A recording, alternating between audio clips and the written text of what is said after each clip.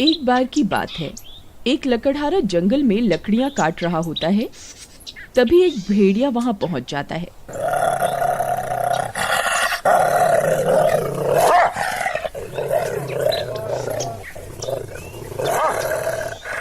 वह लकड़हारा उस भेड़िए को देखकर बहुत डर जाता है। अरे मर गए रे, ये कमबख्त भेड़िया कहाँ से आ गया? अब क्या करूं? ये तो मुझे कच्चा ही खा जाएगा। अरे भेड़िए, चल भाग यहाँ से, भाग।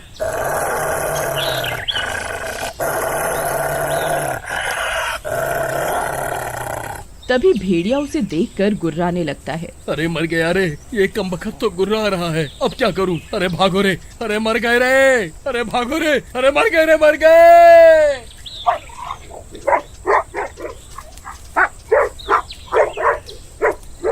फिर वह भागने लगता है। तभी वह भेड़िया भी उसका पीछा करता है। फिर जेठालाल भागते भागते जमीन पर गिर जाता है। अरे मर गया रे, हाय रे, मेरी तो टांग ही टूट गई।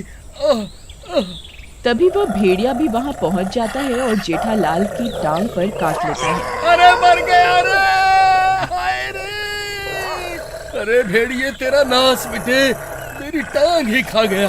हाय रे, हाय।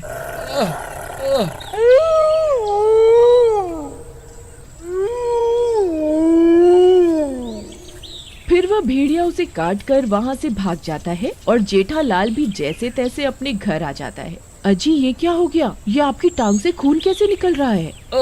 मैं जंगल में लकड़ियां काट रहा था, तभी एक कमबख्त भेड़िए ने मेरी टांग पर काट लिया। कोई बात नहीं, ये जल्द ही ठीक हो जाएगा, घबराने की कोई जरूरत नहीं है। रात होने पर वे दोनों सो रहे होते हैं। तभी जेठालाल पर भेड़िए के काटने का असर शुरू हो जाता है। वह अजीब अजीब सी आवाजें निकालने लगता है।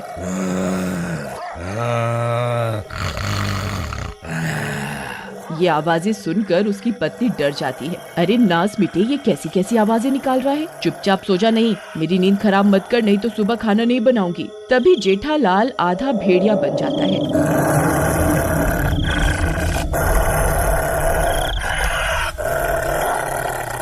अरे मर गई रे, ये इन्हें क्या हो गया? ये तो आधे भेड़िए बन गए। अरे मर गई रे, अब क्या करूं? फिर कमला भागकर घर से बाहर चली जाती है और बाहर से दरवाजा बंद कर देती है। फिर वह हैवान जोर जोर से दरवाजा पीटने लगता है और बाहर निकलने की कोशिश करने लगता है। वह भेड़िया खिड़की से झांककर बाहर देखने लगता है। मूर्ख औरत, दरवाजा खोल, मुझे बहुत भूख लगी है। खोल दरवाजा। अजी, आपको क्या हो गया? आप तो आधे भेड़िए बन गए हैं जी। कहीं उस भेड़िए के काटने की वजह से तो ये सब नहीं हो रहा। अब क्या करूं? तभी इतना शोर शराबा सुनकर कुछ गांव वाले भी वहां पहुंच जाते हैं। घर में उस आधे भेड़िए आधे इंसान को देखकर सभी चौंक जाते हैं।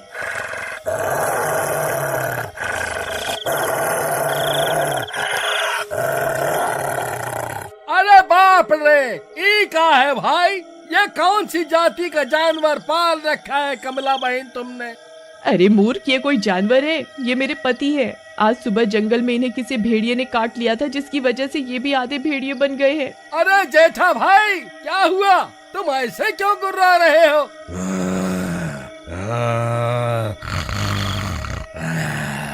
जरा शांति से बैठ जाओ भाई, सब ठीक हो जाएगा। तभी वह गुर्राने लगता है।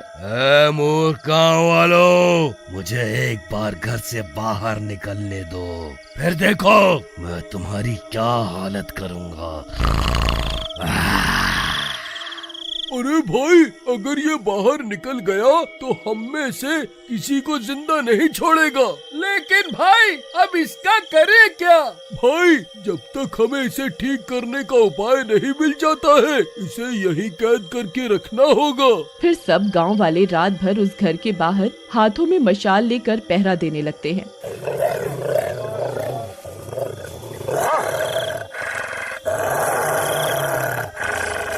और इसी तरह पूरी रात बीत जाती है। फिर दिन होते ही जेठालाल ठीक हो जाता है। अजी, आपको कुछ याद भी है? कल रात को आप आधे भेड़िए बन गए थे। तुम ये क्या कह रही हो भगवान? ये कैसे हो सकता है? मैं ठीक कह रही हूँ जी। आप रात होते ही भेड़िया बन गए थे। आपके गुर्राने की आवाज सुनकर गांव के सब लोग घर के बाहर इकट्ठे हो गए थे। ये सब सुनकर जेठालाल हैरान परेशान हो जाता है। फिर रात होते ही अजी मुझे आपको रस्सी से बांधना ही होगा। अगर आप कल की तरह फिर से भेड़िए बन गए तो मेरी शामत आ जाएगी। अरे तुम्हारा दिमाग खराब तो नहीं हो गया? मैं कोई जंगली जानवर थोड़े ना हूँ जो मुझे घर पर बांध कर रखना चाहती हो। मैं तुम्हें अपने आप को बांधने नहीं देने वाला। अजी नहीं नहीं, ये आप क्या कह रहे हैं?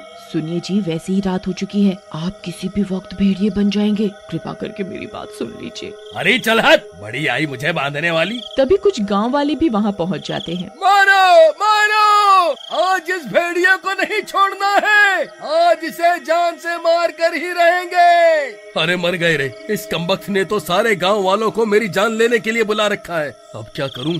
ये लोग तो मुझे जान से मारना चाहते हैं। नहीं जी, आप गलत सोच रहे हैं, मैंने इन गांव वालों को नहीं बुलाया जी। फिर सब गांव वाले उनके घर में घुस जाते हैं। तभी कमला जेठालाल के आगे आकर खड़ी हो जाती है। कमला बहन, तुम आगे से हट जाओ, आज हम इस हैवान को नहीं छोड़ेंगे।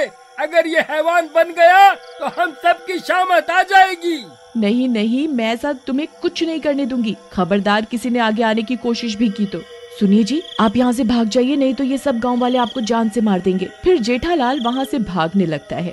अरे भागो रे भागो, ये गांव वाले तो पागल हो गए हैं। अरे मर गया रे, भागो रे भागो भागो। अरे मारो रे, ये बच के नहीं जाना चाहिए। मारो मारो मारो। सभी गांव वाले हाथों में मशाल लेकर उसका पीछा करने लगते हैं। आज इसे जिंदा नहीं छोड़ेंगे, मारो मारो। तभी भागते भागते वे सब लोग घने जंगल में पहुंच जाते हैं। जेठालाल भागकर कहीं झाड़ियों में चला जाता है। सभी गांव वाले जंगल के बीचों बीच पहुंच जाते हैं। डर के मारे सबकी हालत खराब हो जाती है। अरे मर गए रे, ये कमबख्त कहाँ जाकर छुप गया? अब क्या करे भाइयों? तभी झाड़ियों में से किसी के गुर्राने की आवाज आने लगती है।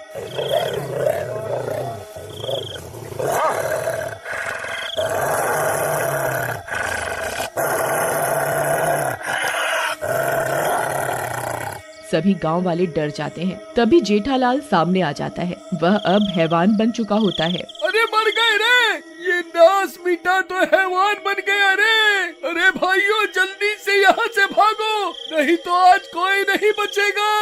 अरे भागो रे, सब अपनी अपनी जान बचाकर भागो रे। फिर सभी गांव वाले वहाँ से भागने लगते हैं। अरे भागो रे, ये तो आदमखोर बन गया है। ये कमबख्त तो हमारे खून का प्यासा बन गया है।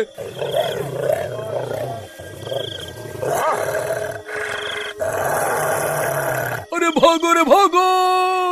सब गांव वाले भागते भागते वापस गांव पहुंच जाते हैं और जेठालाल के घर में घुस जाते हैं। अरे क्या हुआ, तुमने मेरे पति के साथ क्या किया? अरे कमला बहन, तुम्हारा पति तो हमारे हाथ आने से पहले ही हैवान बन गया। अब तो जो भी करना है वो ही करेगा।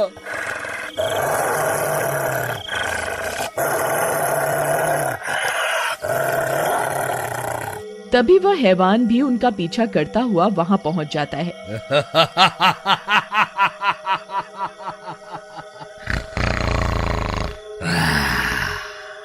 अब बचकर कहाँ जाओगे?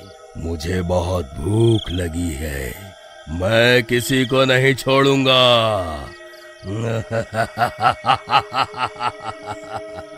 अजी रुक जाइए, ऐसा मत कीजिए। देखिए ना, इस तस्वीर को देखिए, मैं आपकी पत्नी हूँ और आप मेरे पति हैं। आपको कुछ भी याद नहीं है क्या? फिर उस तस्वीर को देखकर वह हैवान कुछ पल के लिए वहीं रुक जाता है। तभी वहाँ एक महामुनि पहुँच जाते हैं और उस हैवान के गले में एक माला डाल देते हैं। जैसे ही माला उसके गले में पड़ती है, जेठालाल के ऊपर से उस हैवान का साया हटने लगता है और देखते ही देखते वह ठीक हो जाता है। अरे आप तो ठीक हो गए महामुनि, आपको बहुत बहुत धन्यवाद। देखो वत्स, जब तक इसके गले में ये माला रहेगी ये ठीक रहेगा। तुम्हें इस बात का ख्याल रखना होगा कि रात होने से पहले ये इस माला को जरूर पहन ले, नहीं तो अनर्थ हो जाएगा। महामुनि, आपका बहुत बहुत धन्यवाद। लेकिन क्या मैं पूरी जिंदगी ऐसा ही रहूंगा? क्या इस श्राप का कोई इलाज नहीं है? देखो वत्स, जब तक मैं श्राप को काटने का कोई रास्ता नहीं ढूंढ लेता तब तक तुम इस माला को अपने साथ ही रखना। मैं जल्द ही कोई उपाय ढूंढता हूँ। इतना बोलकर वह महामुनि और सभी गांव वाले वहाँ से चले जाते हैं। फिर कुछ दिनों के बाद एक चोर उनके घर की खिड़की से झांकने लगता है। उस माला को देखकर उस चोर की आंखें फटी की फटी रह जाती हैं। अरे वाह वाह, ये तो बहुत कीमती माला लगती है। आज तो मजा ही आ गया। वाह वाह वाह।